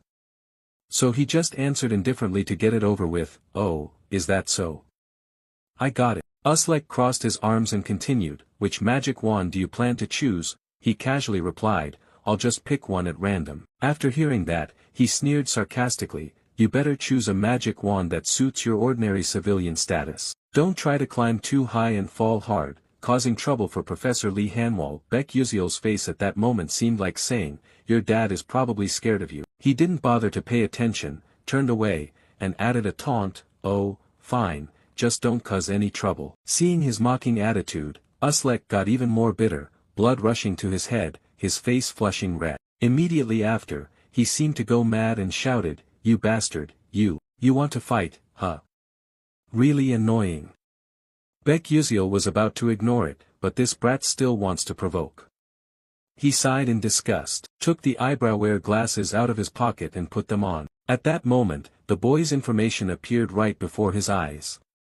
Uslek Chechbalen, son of Marquis Chechbalen, subordinate of Prince Jeremy, level of dissatisfaction 3. After reading, he took off the glasses and put them away, a bit disappointed, thinking, "Seriously, is that all the information there is?" Then he raised his face looking toward him, sighed tiredly, wondering if he had anything special. Uslek then pointed at a staff arrogantly and said, "Anyway, I'm going to choose that one, so watch carefully." In the direction of his hand, Baek Yuziel saw it was a magic staff. Moreover, it was the Edmuri Edamirai staff, apparently the highest rank here. An average high-level magic staff usually used by professional mages. On the other hand, no matter how talented you are, an average low-level staff is already the limit for apprentices. Even professional mages rarely use low-tier average magic staffs. The only high-level average magic staff here besides the Edmuri Edamirai is none other.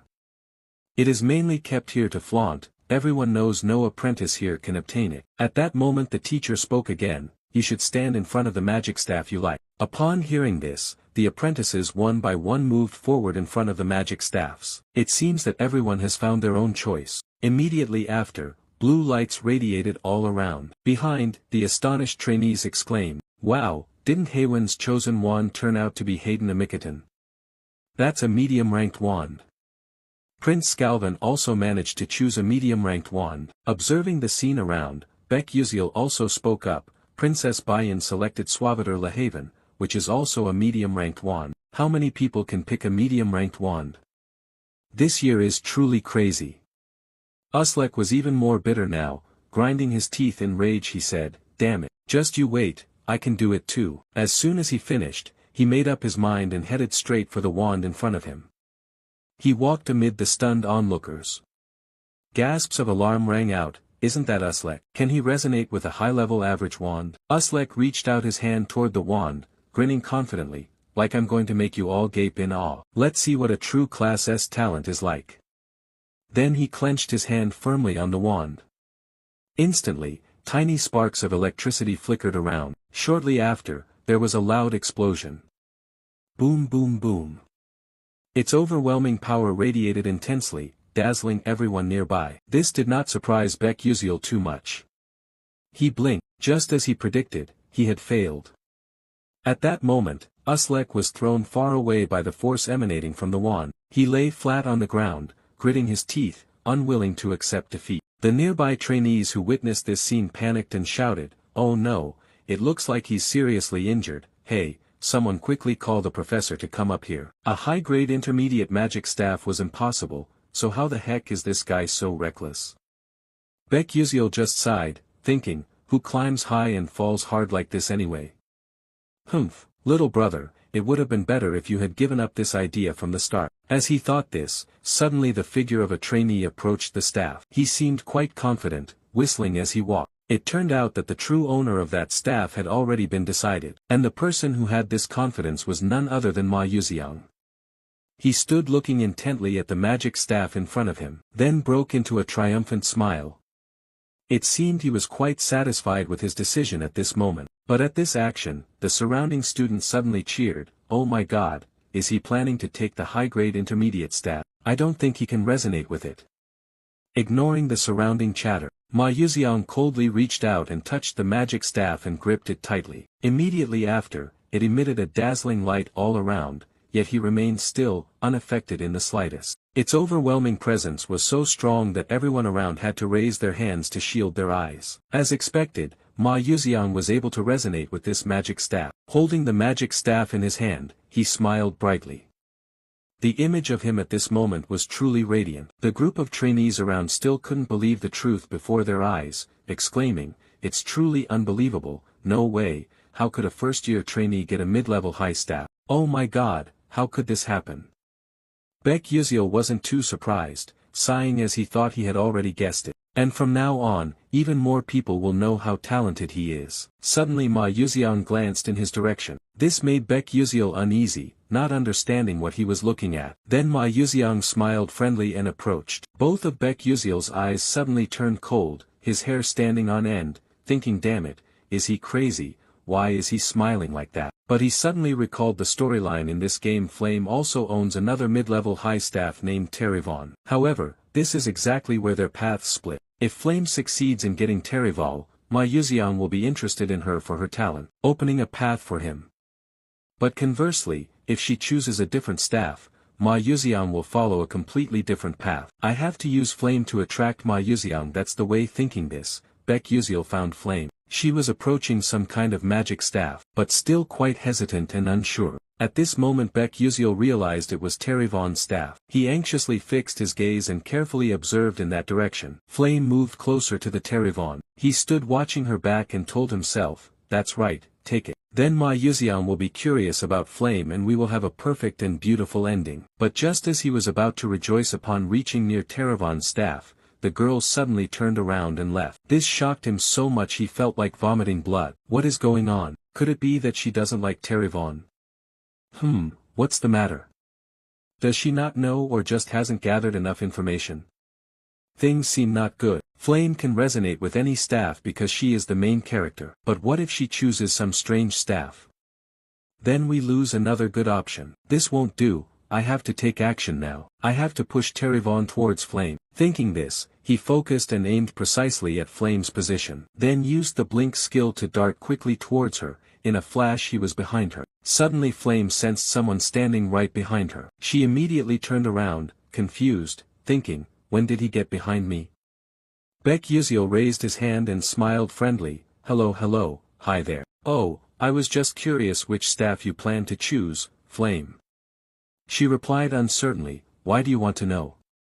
Is it any of your business? Baek Yuziel shyly answered, oh, I just want to give you some advice because you seem a bit confused. Hearing his lame response, Flame coldly said, that's none of your business either. If there's nothing else, I'm leaving now. With that, she turned and walked away. Seeing this, Baek Yuziel was about to say something, wait a minute, then suddenly realized that something was off here. Flame should have been friendly to everyone since she is a sociable person, so why is she so cold like this? I can't just give up like that, my whole life depends on it after all. Thinking this through, he musters all his courage and calls out, wait, I really just want to help you, but right now, Flame is even more annoyed, retorting that you're so much like a nagging woman. You should worry about yourself first, you haven't even chosen your own yet, but you're meddling in other people's business. But Baek Yuziel wasn't discouraged by this. He continued, oh, but I feel there's a staff that suits you perfectly. Flame heard this and angrily shouted, are you trying to teach me?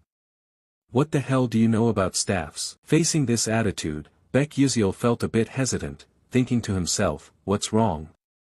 Did I do something wrong? Or maybe she just can't be bothered with a lowly supporting character like me.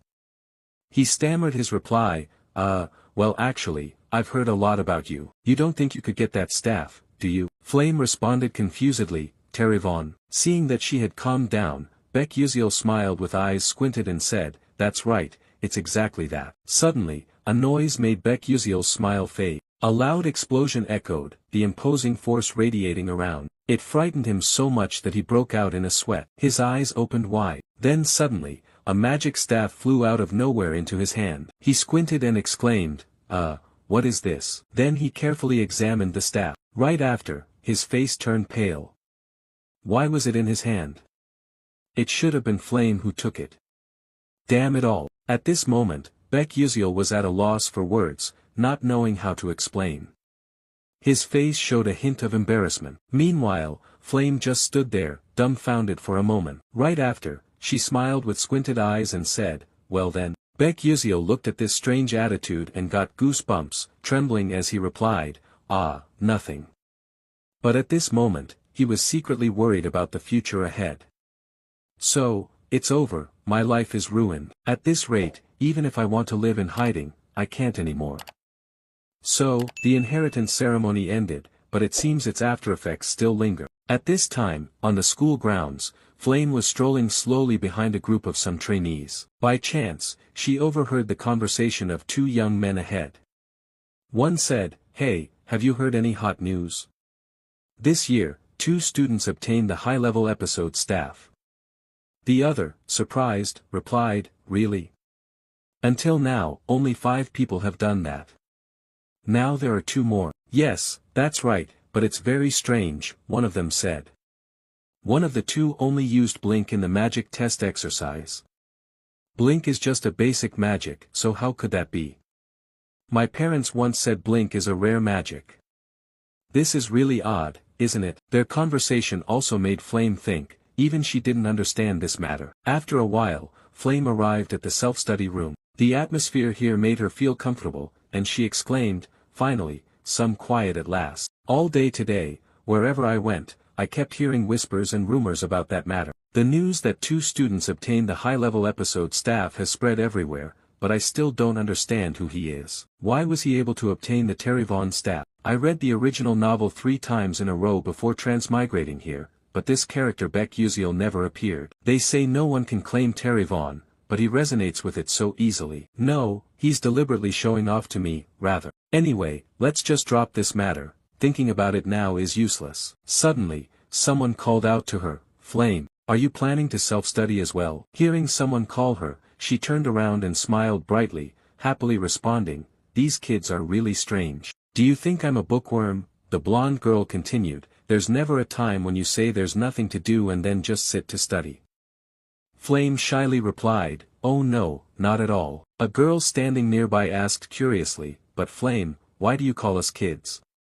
We're the same age, right?" Flame had to make up an excuse to get by. "Well, I guess it's just a habit.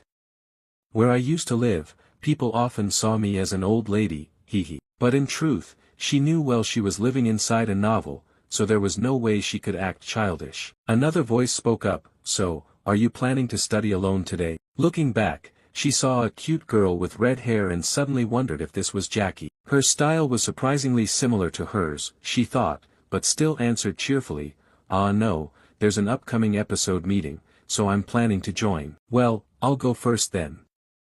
"Alright, next time let's meet for drinks." Without another word, Flame hurriedly turned her face and left, not forgetting to wave goodbye and say, "Bye-bye." Just moments ago, she was cheerful and cordial, but now she has returned to her cold demeanor. At this moment, she suddenly thought that for an adult like herself, going back to being a student is really tough. Lost in silly thoughts, she didn't pay attention to what was ahead. Immediately after, she bumped her head sharply against someone. Then she held her head, moaning, "Ouch, that really hurts." Suddenly, the person she collided with spoke up. Hearing this warm voice, she was surprised and looked up. "Hey Wonryang, was that you?" The young man immediately asked, "Are you okay? What were you thinking about that you were walking so hastily?" Flame replied, "Ah, I'm fine." He looked at her for a moment and then asked again, "You don't look very well, is something wrong?" Hearing these warm words of concern, Flame's eyes suddenly sparkled. He was worried about her. She shyly replied, "No, not at all." Hearing that, the young man changed the subject. "Well, it's good that you're okay. And you're also going to self-study, right?" "Yes, that's right." "Are you also going to the training room reserved for the senior level?" "Training daily, how could I be lazy?" "You're really dedicated." Hey, you shouldn't say that." "Oh, really?" So a little debate, like cats and dogs, just took place. After that, the young man said nothing more, just looked at Flame with affection and smiled. He waved his hand in front of her and said, "Well, I'm heading off now. See you later," he said and left, leaving Flame confused. She imagined some romantic story, but that didn't happen. Flame was a bit disappointed, turned away and left, thinking, such a dull person. Suddenly, her eyes widened in shock. From behind the nearby door, the purple-haired girl was still secretly watching her. Seeing that, Flame raised her hand and waved. But that friend said nothing and simply walked away. At this action, Flame felt a little confused. But then she thought it was already late. It was not the time to chase after her. After a while, she finally arrived at the self-study room. Standing in front of the room, she silently thought, "It's a special supplemental meeting." As far as I remember, in the original novel, Acel and Bayan would attend this meeting. I'm curious to see how the heroine and villainess of this novel will face each other. Immediately after, she opened the door and walked in. Just as she predicted, all the important characters were already present. She slowly swept her eyes around the room. What caught her eye was the host, an A-rank trainee. He seemed quite surprised by the presence of the members here today. Flame quickly chose a seat up high to easily observe everything. As she sat down, she thought this was a supplemental meeting for students aiming to level up. No wonder it looked like a lot of famous S-rank trainees were participating. At that moment, Flame noticed Ma Yuxiang and Baek Yuziel. Seeing the two happily chatting surprised Flame quite a bit. In this world, it was surprising that Ma Yuxiang would be interested in Baek Yuziel, who had no reputation at all. Flame thought this was not just a coincidence, and it was also very unreasonable that Baek Yuziel couldn't answer any questions except for those three hellish difficult ones. Perhaps from the very beginning, Baek Yuziel already knew that if he solved those questions, he would definitely be ranked S. And if Baek Yuziel truly knew the future in advance, then his actions at that time were indeed extremely terrifying. Over here, Baek Yuziel was sighing wearily, wishing someone would just throw that name out of sight for him. On the other hand, Ma Yuxiang was the opposite. He grinned with his eyes squinting and asked Yuziel, "Oh, Yuziel, why are you sitting here? With your level, you basically don't need to attend classes like this. Or do you have some hard-to-say reason?" Baek Yuziel forced a smile and replied, There's really no special reason. I just came to check it out because I wanted to, but honestly, you're lying to yourself. You were basically forced to attend this class because of bad scores." He looked wearily at the person in front of him, strangely puzzled as to why he seemed so focused on him. At that moment, someone's voice arose, "All right, quiet down. Everyone, let's stop the chatter here. Today, we will discuss the issues from the recent ranking test. As everyone knows, this ranking test was extremely rigorous, so much so that even the upperclassmen called its 3 questions the hell questions. And I will slowly explain everything to everyone more clearly. Although I said that out loud, inside he was quite worried. He didn't understand why those famous people were also here. His purpose was only to boost his reputation outside by helping those foolish kids in this class. Suddenly, an idea flashed in Kyle's mind. He glanced at Baek Yuziel, thought for a moment, no, this was probably his chance. He had heard that Baek Yuziel was the one who scored the lowest on the entrance placement test. So I just need to make him realize that I'm much better than he is. Thinking this, Kyle felt extremely confident. Continuing, please pay attention, everyone. Now, I will guide you through solving the first question. Then Kyle spoke as he wrote on the board. This question was actually a tricky riddle designed to lead everyone into a dead end. First, we have to do it like this. At this moment, the people sitting below listened attentively while diligently taking notes. Ma Yuxiang also glanced at Yuziel, seeing him deep in thought, and immediately asked, "What do you think? Do you believe his viewpoint is correct?" Yuziel was dumbfounded by this question and looked up to the side. He was smiling with his eyes crinkled shut, eagerly awaiting the answer. Faced with this bizarre attitude, Baek Yuziel turned pale, thinking, what the hell is this? Is he asking if I think that guy's point of view is correct? I don't even understand what the professor just lectured, let alone these 3 hellish questions. But anyway, honesty is a good virtue. Thinking this, Yuziel replied, no, I don't know either. As soon as he finished speaking, the nearby students eavesdropped, catching bits and pieces, then looked at each other. What did he say, Baek Yuziel? Is he saying Kyle made a mistake? It seemed these two deliberately said that to slander Uziel, because everyone knew he had the lowest entrance score. At this moment, Kyle, who had been focusing intently writing on the board, overheard those words and stopped. He became slightly annoyed, gritting his teeth. Suddenly, Uziel sensed something was off.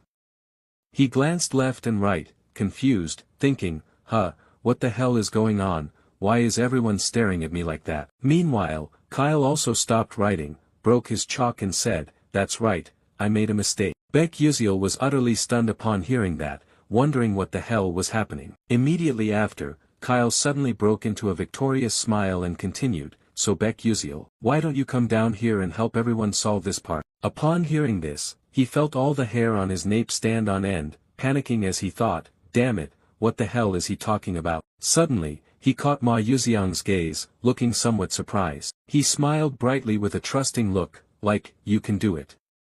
Come on, by now you must have figured everything out. It's this guy and those others who are deliberately pulling this stunt." Thinking this, he slowly stepped down from the podium, walking while reflecting, Fine. If you want to humiliate me, then you've made a mistake. I will make you real, unable to accept defeat both mentally and verbally." At that moment, everyone's gaze converged on him.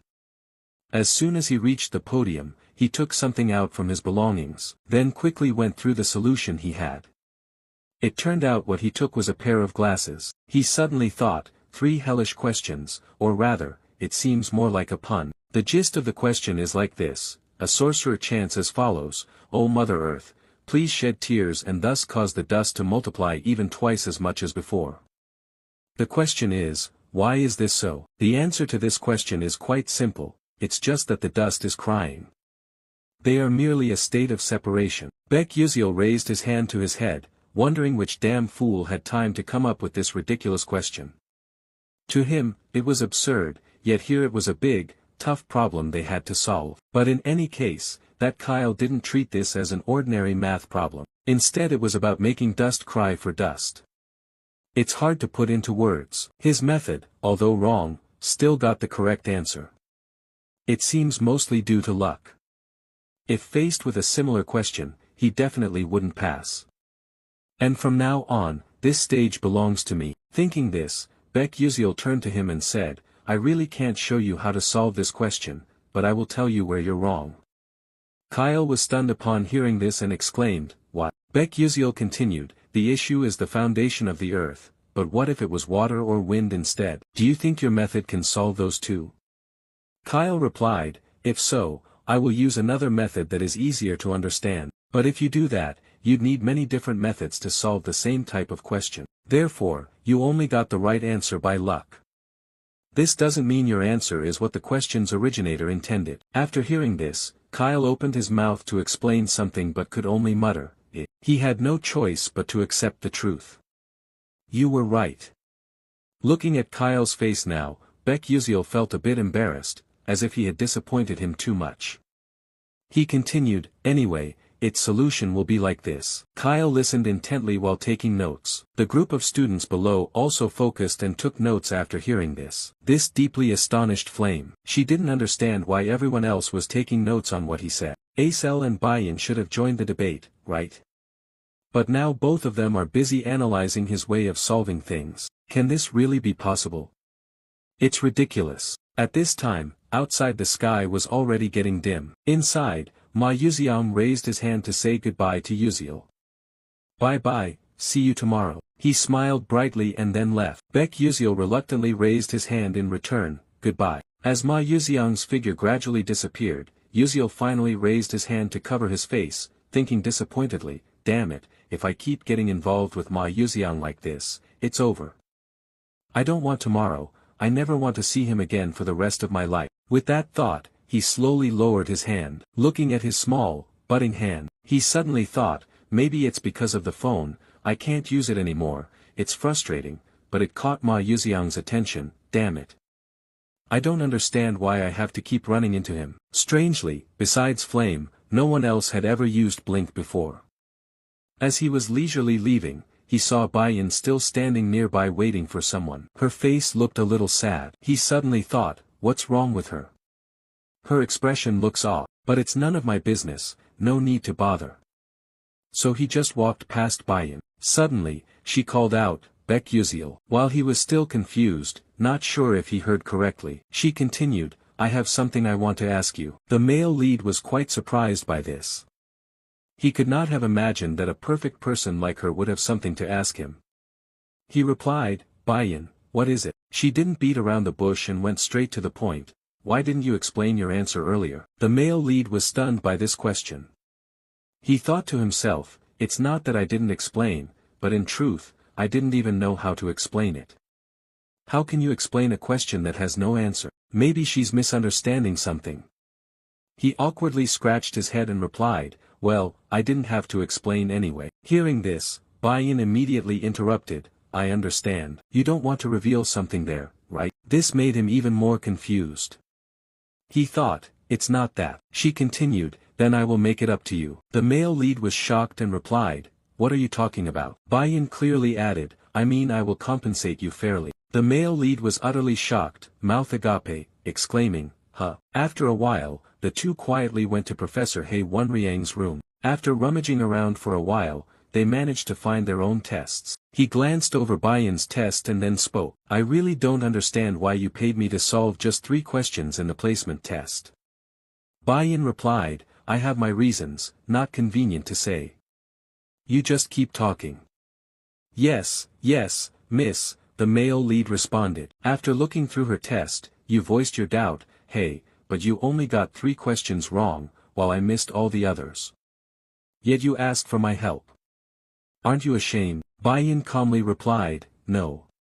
The only thing I feel ashamed of is that I still can't understand the answers to those questions. If you can solve this doubt for me, I'm willing to do anything. Hearing this, the male lead was so surprised he was stunned, thinking to himself, he's supposed to be a model student, isn't he? Then you asked, but why are you asking me? You're a princess, surely you have plenty of friends to ask. The girl stammered in response, that, in fact, among 1,141 freshmen, only 3 people answered these hellishly difficult questions correctly, and you are one of them. The male lead was so shocked he gasped, what? What did you say? The girl, somewhat embarrassed, continued, those questions had no official answers, yet Ma Yuziang, Flame, and you were all able to solve them. That's the thing that makes me feel most ashamed. The male lead, unable to stay calm any longer, his hands shaking, replied, no, wait. Then you abruptly stood up, mouth wide open shouting, those 3 questions were meant to trick us, right? Nobody could solve them. Why didn't you realize that while solving them? Bayan answered, after hearing that, you tried to suppress your anger and sat down. You suddenly thought, this is crazy. Now I understand why I'm put in Class S, and why Flame stops me. I have no idea about the game's setup in this world. I also didn't know about those tricky questions. But maybe Flame is different, because she has read the entire novel. Even if she doesn't know the game's storyline, she would surely know the setup in the story. For example, those 3 tricky questions. But since a secondary character not in the original novel appeared, Flame had to acknowledge the existence of this Baek Yuziel. Damn it, no wonder she acted that way. Bayan was confused by his reaction and asked, what's wrong with you? The male lead replied indifferently, nothing, don't worry. Don't forget you promised to help me with something if I explained the answers to you. Bayan replied, yeah. The male lead continued, I only have one small request, to turn my staff into a demonic sword. The blacksmiths in your kingdom can do that, right? After hearing that, Bayan was quite surprised and said, but only low-ranking mercenaries use that kind of weapon. Why would a future mage like you? The male lead didn't let her finish, cutting in, it suits my taste. Alright, you can't say that's a flaw anymore. Then he looked at her expectantly and continued, what do you think? Do you think you can make it? The girl thought for a moment then confidently replied, of course. That's way too easy for me. This is the best answer of the day. The male lead seemed very satisfied, his cheeks suddenly flushed red, thinking, wonderful, the sun is shining. Thinking this through, he calmly explained, so I'll tell you how to solve this question first. He pointed to the test paper and clearly said, that way is for you to change your own perspective. The girl, quite confused after hearing that, said, how do I change my perspective? The male lead knows Bayan's weakness is that her magic is very mechanical and she has gotten stuck in it. Bayan only realized this when she became a second-year student after losing to Flame. I don't think I can help her realize this now, but I hope to guide her in the right direction. So what I need to do now is... Thinking this, he continued, do you understand what a riddle is? Before this question, Bayan was a little surprised, then she replied, a riddle? I think I've heard about that. The male lead continued, then let me give an example. What is between the knees? Immediately after, the girl rested her chin on her hand, racking her brain and answered, the inner side of the knee, right? The male lead casually said, you're wrong. Bayan still didn't understand and asked, why is that? He then emphasized the question once again, what I'm asking is which letter stands in the middle of the word knee and the word knee. You get what I mean, right? The girl realized she'd been tricked and felt extremely annoyed. Meanwhile, Baek Yuziel, seeing her frustrated expression as if ready to explode, timidly said, hey, come on, don't glare at me like that. Calm down, just sit down and look at this question first. It also has its own formulas and tricks that you haven't learned yet.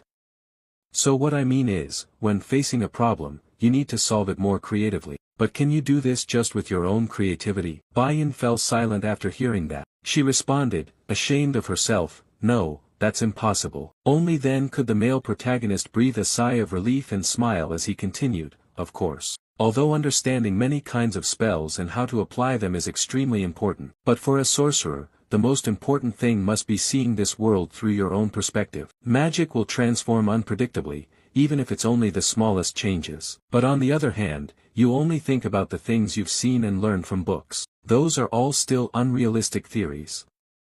Magic isn't just about memorizing and casting spells. You may be better than me at analysis and evaluation, but you lack the most important thing for a sorcerer, which is creativity. After a long analysis by Baek Yuziel, Bayan fell silent again. She pondered every word he had just said, unable to deny it or hold back her emotions. Her hands trembled uncontrollably, she was slipping into a state of utter despair. The male protagonist, seeing her serious expression now, broke out in a sweat. He rubbed his head, shyly speaking, you understand what I just said, right?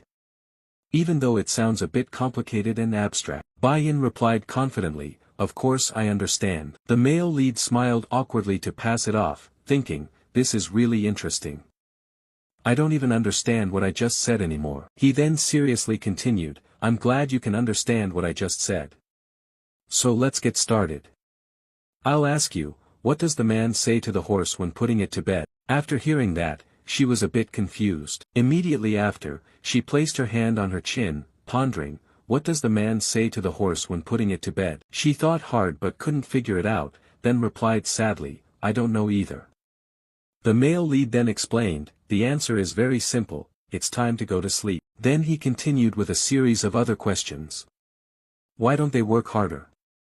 Maybe because they're always lying down while working. So what would happen if rock and paper both took part in a race? I don't know either. My answer is that in that case, the rock would roll while the scissors and paper would not move. Their shapes don't allow them to move. At this point, he turned to look at Bayan and dared not say anything further. By now, her whole body was trembling violently. It seemed she was tormenting herself. She was so angry that she furrowed her brows, clenched her teeth, very uncomfortable. Seeing her attitude, the male lead got goosebumps, thinking, oh, what is this? She looked like she was about to go crazy at any moment. The male lead mustered up all his courage to ask one more question. What would the clouds say to the sea when it rained? She concentrated intensely, thinking, silently reassuring herself, come on, I can do this. Calming down, after a moment of inner struggle, she stammered, I'm falling into the sea. At this answer, the male lead was quite surprised and exclaimed, oh, you answered that correctly. Finally, she was able to answer a question and receive recognition. Inside, she couldn't contain her joy, which shone clearly on her face. Bayan beamed radiantly, her eyes sparkling with excitement, and it was this reaction from her that took him by surprise. It was also the first time he had seen her smile, whether in-game or in real life so far. The male lead also shared in the joy, smiling smugly and replying, just as I expected from a princess. Your creativity is on an entirely different level. Seeing the somewhat excessive flattery, she blushed, trying to suppress it and said, all right, that's enough. Now, please tell me the next question. The male lead grinned and replied, yeah, that's right. So my next question is. And so, the two chatted together until it was fully dark. Outside the school grounds, a few students remained, chatting with each other. At that moment, the male lead quietly headed home alone, looking quite exhausted, with dark circles under his eyes. He sighed in frustration, thinking, what a fool I am, spending a full 3 hours just using some silly trick questions to challenge Bayan. I honestly don't expect her to remember what I said. But speaking of Bayan, she will definitely become a great witch in the future with an excellent mind. However, her weakness lies in her overly rigid way of thinking. If I want to exploit that weakness by teasing her, even though she is the antagonist, why do I feel so guilty about it? Anyway, I need to quickly train Terivon into a sword mage, so I have to do much more than this. Well, this isn't like the old me who could do everything on my own. But whatever, no point thinking too much and getting a headache. I should just quickly go find the necessary books for the upcoming classes. After a while, I arrived somewhere.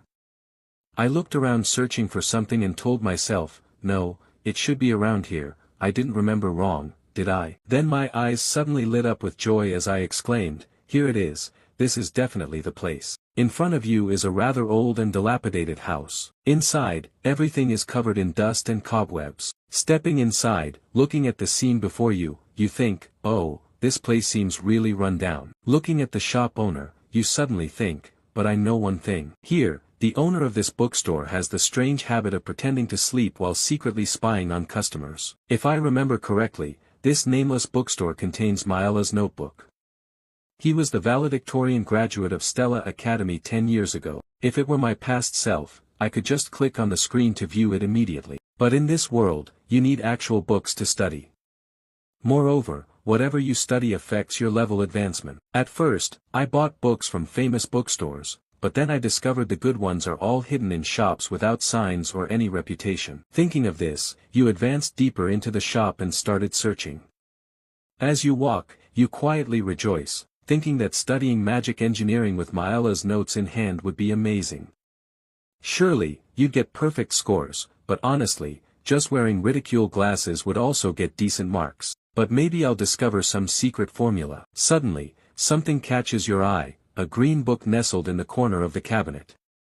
You exclaim, this is exactly what I was looking for. You just reached out to grab it, when at the same time, someone else's hand also reached out for it. And then the two just kept looking into each other's eyes. He exclaimed in surprise, Acel, really? She replied confusedly, how do you know me? Of course, you're so famous. The male lead answered. At this point, she slowly realized as he continued, I remember now, you're also in the supplement group, your name must be Beck Uziel. After hearing that, the male lead felt a little disappointed, thinking, she doesn't remember meeting me before coming to the academy. She went on, I really liked that debate, it's just a pity you couldn't explain all the answers. The male lead then suddenly recalled that Acel was also someone who couldn't solve those questions. She added, anyway, it's nice to meet you. Then she coldly turned her face and walked away. He was somewhat surprised at her attitude, but the important thing for him now was that, luckily, the book hadn't been taken.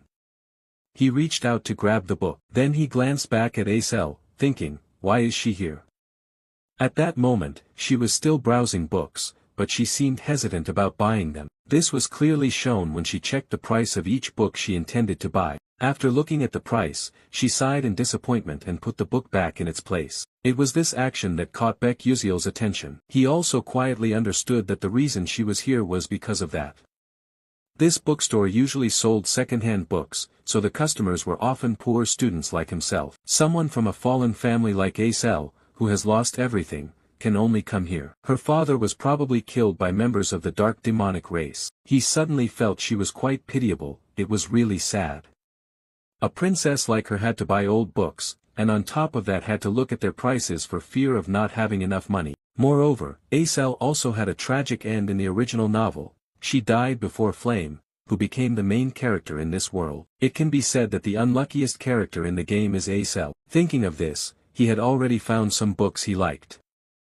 They seemed quite thick and heavy. He placed them in front of the shop owner and said, I'll pay now, please. At the same time, Acel also came to the checkout and looked at the pile of books he had chosen. Standing beside him, she could only wish. She seemed surprised to see him buy so many books.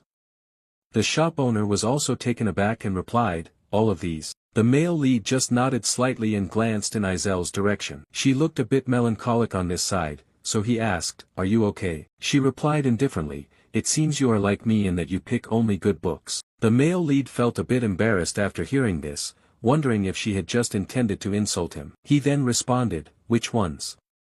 Acel continued, "All of those." "Why are you reading books about advanced sealing theory?" Sealing theory is an ancient art that requires items. Therefore, nowadays, when alchemists and magic engineers have become more advanced, that skill is rarely used anymore. He immediately answered, "Oh, this blink. It really isn't very useful." After hearing that, the girl thought he might be crazy for choosing them and said strangely, "So you actually know that too?" He replied nonchalantly, "Of course, that's why I took it." Hearing this, the girl was so surprised that she widened her eyes and exclaimed, "Huh, what?" The male lead hugged the stack of books and smiled slyly, saying, "Because everyone thinks like you do, which makes it easier to get high scores in this class. Alright, I'll go first, bye-bye." As he walked away, he thought to himself with satisfaction, just as Acel said, few people want to study the theory of sealing. But precisely because of that, I'll spend less time and it'll be easier to get higher scores than other classes. But with these few books, this semester will be simple. Then he left, leaving Acel in astonishment. Today's video ends here. Comment next if you want the next chapter. Like, share, and subscribe for more recaps. Full video available on the channel.